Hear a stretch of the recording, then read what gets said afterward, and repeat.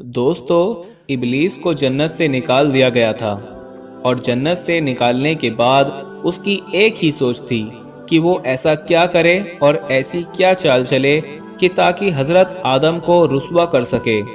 एक रोज उसने देखा कि जन्नत के तमाम दरवाजे बंद हैं और मोर और सांप खड़े हैं। इबलीस ने उनको देखा तो उसका दिमाग जाग उठा, क्योंकि उसके दिल में आदम के लिए बड़ा जहर भरा हुआ था। इबलीस फौरन जन्नत के दरवाजे पर मोर के पास पहुंचा और बड़े ही हमदर्दाना लहजे में कहने लगा, बहुत जल्द तुम्हें भी जन्नत से निकाल दिया जाएगा और आदम को भी जन्नत से निकाल दिया जाएगा। अलबत्ता तुम मुझे जन्नत में ले जाओ तो मैं तुम्हें एक तरकीब बताऊंगा, तो तुम और आदम जन्नत से कभी नहीं निकलोगे।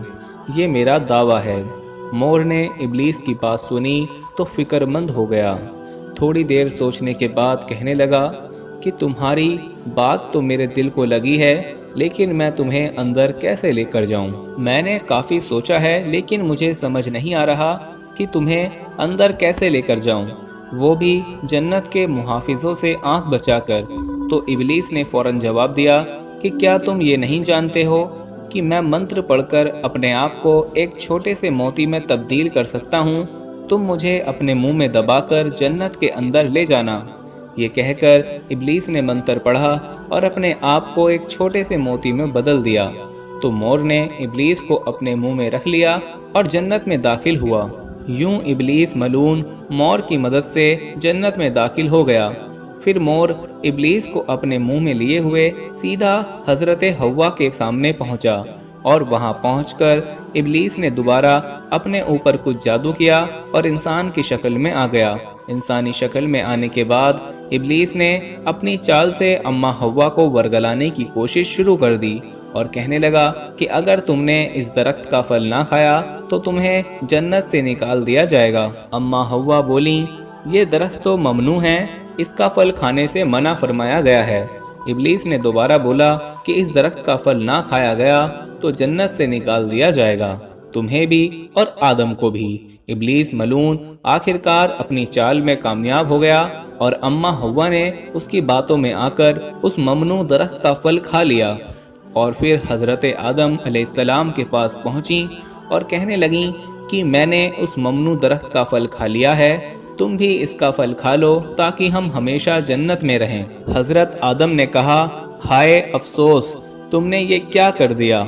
फिर इबलीस की मक्कारी में आने वाली अम्मा हव्वा ने हजरत आदम को भी मजबूर कर दिया कि वो भी इस दरख्त का फल खाएं और यूं इन दोनों को जन्नत से निकाल दिया गया।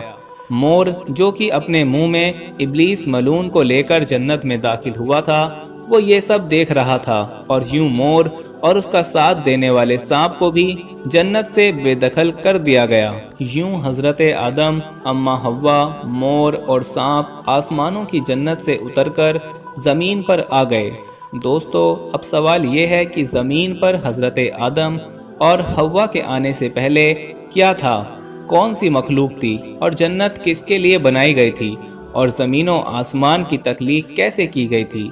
इस हवाले से हम आपको तफसीलात बताएंगे, लेकिन दोस्तों ये सब बताने से पहले हम आपको ये भी बताना चाहते हैं कि दोस्तों याद रहे, जो फल ममनू था उसके बारे में कहा जाता है कि वो गंदुम था, यानी कि गेहूं था, और इसी गेहूं को इंसान की खुराक बना दिया गया और इसी गेहूं की इंसान को ज़मीन पर तलब रहती है। और जहां तक बात है मोर की, तो मोर आज भी एक दिल फरेब परिंदा है कि जो भी उसकी चमक धमक पर मगन होता है तो वो सब भूल जाता है, जैसा कि अम्मा हव्वा को इबलीस ने मोर के साथ मिलकर बुलाया था। याद रहे कि आदम, हव्वा और मोर और सांप को एक साथ ज़मीन पर उतारा गया था और उस वक्त ये ज़मीन बिछी हुई थी, लेकिन सवाल ये है कि ज़मीन पर पहले क्या था? तो याद रहे कि अल्लाह ताला इरशाद फरमाता है कि हमने ज़मीन और आसमान को 6 दिनों में तख्लीक किया है, और एक जगह इरशाद फरमाया है कि ज़मीन पर पहले कुछ भी नहीं था सिवाय पानी के।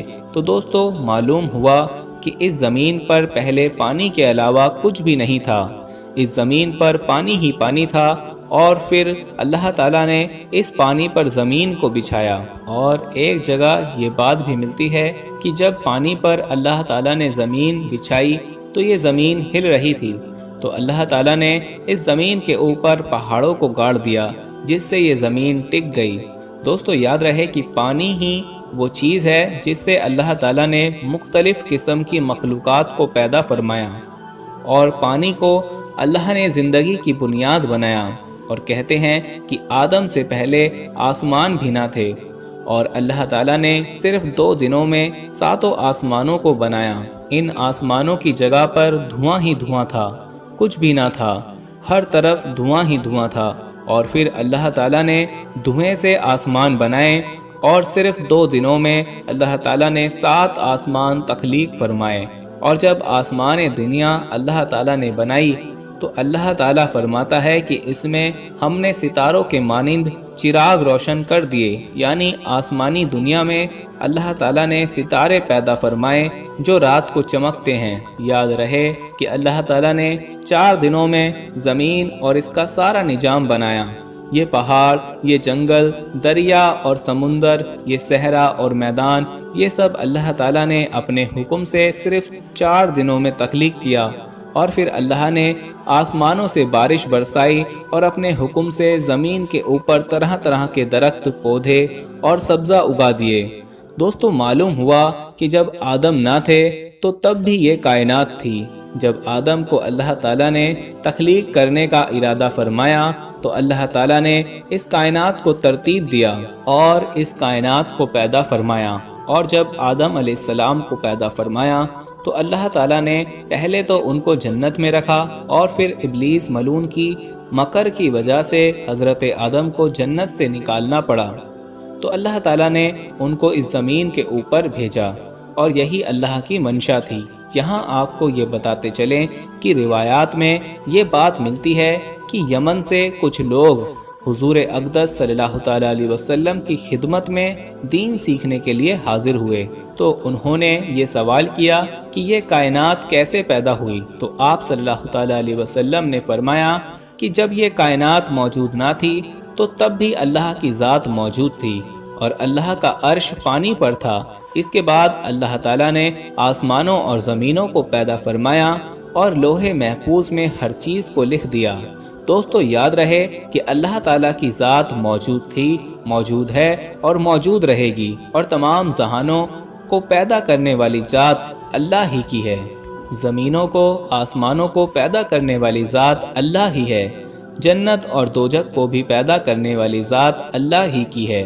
اللہ تعالیٰ کی مخلوقات کہاں کہاں ہیں اور کیسی کیسی مخلوقات ہے، یہ اللہ ہی جانتا ہے۔ اللہ تعالیٰ کی قدرت بھی وسیع ہے اور اللہ تعالیٰ کا علم بھی وسیع ہے، اور انسان کی عقل بہت محدود ہے۔ انسان صرف اتنا ہی جانتا ہے جتنا اللہ نے اس کو علم دیا ہے، اور اس سے زیادہ کچھ نہیں جانتا۔ اللہ تعالیٰ بہتر علم رکھتا ہے اور حکمتوں والا ہے۔ دوستو ہماری آج کی یہ ویڈیو آپ کو کیسی لگی؟ آپ نے ہمیں کمنٹ کر کے ضرور بتانا ہے، اور اس ویڈیو کو اپنے دوستوں کے ساتھ زیادہ سے زیادہ شیئر بھی کریں اور لائک بھی ضرور کریں تاکہ ہماری حوصلہ افزائی ہو اور ہم آپ کے لیے ایسی ویڈیوز لاتے رہیں۔ اب ملتے ہیں اپنی اگلی ویڈیو میں، تب تک کے لیے مجھے اجازت دیجیے۔ فی امان اللہ۔